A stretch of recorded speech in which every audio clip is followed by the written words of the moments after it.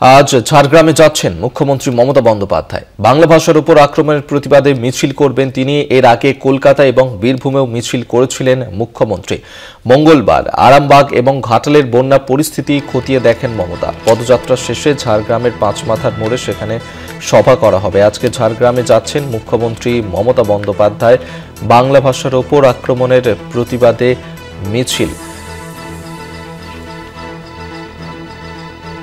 অরূপ ঘোষ এই মুহূর্তে আমাদের সঙ্গে সরাসরি রয়েছেন প্রতিনিধি ঝাড়গ্রাম থেকে। আমরা কথা বলবো অরূপের সঙ্গে। অরূপ, আজকে ঝাড়গ্রামে যাচ্ছেন মুখ্যমন্ত্রী মমতা বন্দ্যোপাধ্যায়, সেখানে বেশ কিছু কর্মসূচি রয়েছে, পাশাপাশি এই যে ভাষা আন্দোলন সেই তাতেও তিনি যোগদান করবেন। সব মিলিয়ে কি ছবি এখনো পর্যন্ত ধরা পড়ছে শেষ মুহূর্তে?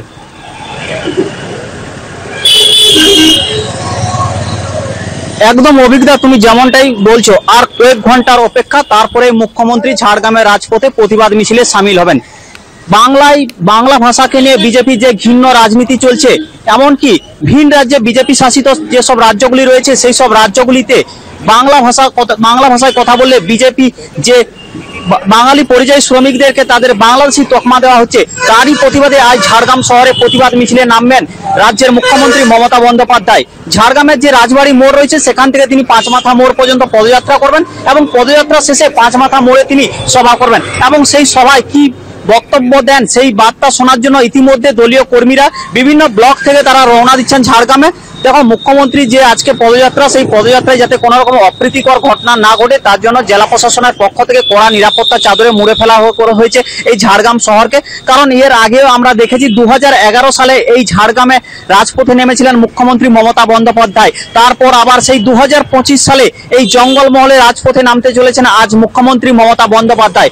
বাংলা ভাষার বিরুদ্ধে বিজেপির যে ঘৃণ্য রাজনীতি, তারই প্রতিবাদে বীরভূমে মুখ্যমন্ত্রী পদযাত্রা করেছেন। তারপরে এই জঙ্গলমহলে যে ঝাড়গ্রামে, সেখানেই আজ পদযাত্রা করবেন মুখ্যমন্ত্রী মমতা বন্দ্যোপাধ্যায়।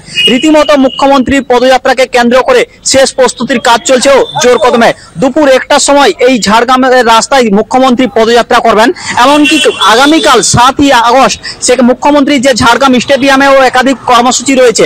বিশ্ব আদিবাসী দিবসের যে অনুষ্ঠান রাজ্যস্তরীয়, সেই অনুষ্ঠানেও যোগ দেবেন মুখ্যমন্ত্রী। অভিজ্ঞতা। ধন্যবাদ অরূপ তোমাকে। অরূপ ঘোষ এতক্ষণ সরাসরি আমাদের সঙ্গে ছিলেন প্রতিনিধি ঝাড়গ্রাম।